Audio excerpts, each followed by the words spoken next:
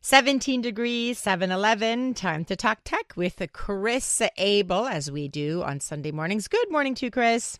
Good morning, Joanne. We're going to get to the VHS, the return of the VHS in just a bit, which I'm so excited about. But we have to talk about, this is interesting. These are robotic clothes that can dress you. Please explain. Okay, so the idea is that you see a gathering of clothing on the floor, you step into them, suddenly they're activated, compressed air is blown into the clothing, and throughout the clothes, the fabric of the clothes, are little tiny channels or tentacles is one way to think of it. And as the compressed air moves to the tentacles, then the clothing begins to wrap around your body and climb up your body, up your legs, up your torso, and around your arms.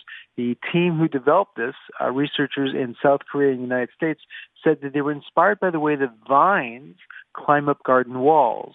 And so this allows the clothing to climb about your body and wrap around your torso and your arms.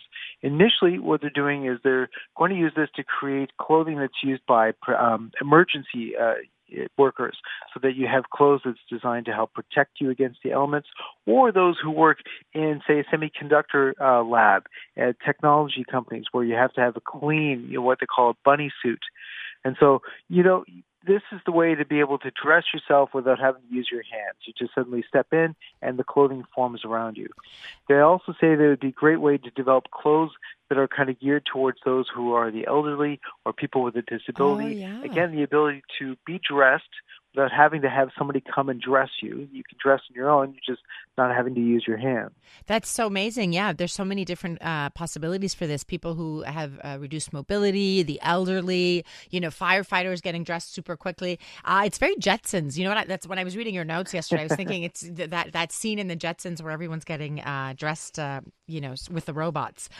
Okay, from the future to the past, we have to speak about this. The VHS, everyone's very nostalgic these days, Chris. It's something in the air. We're all longing for the past.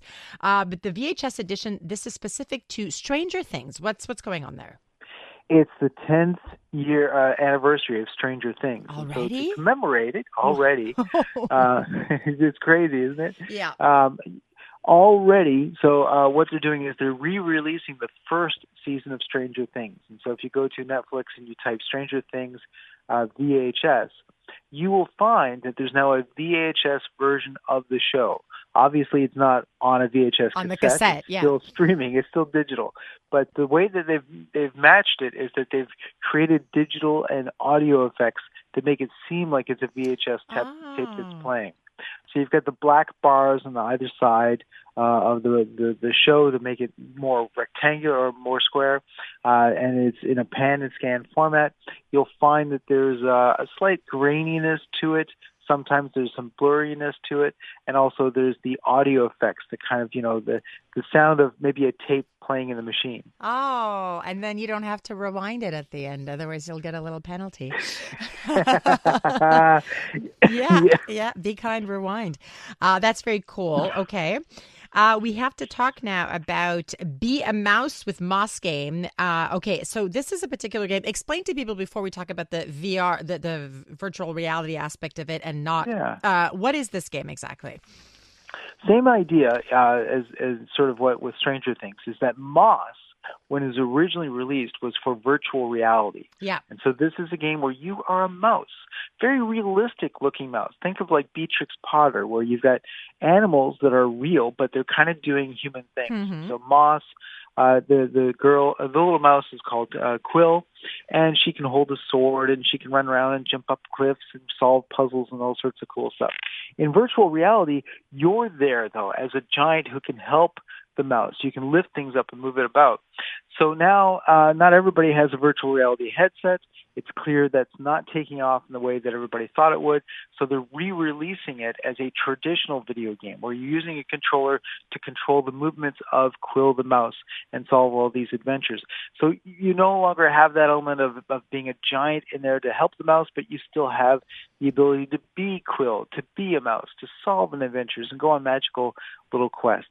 That's available now on all the console systems. So you've got Xbox, PlayStation, as well as the Nintendo Switch. So something to check out. I loved the game when it first came out. I reviewed it. when it came out as a VR game here on CJAD. I'll post a link to that original review on my Twitter account.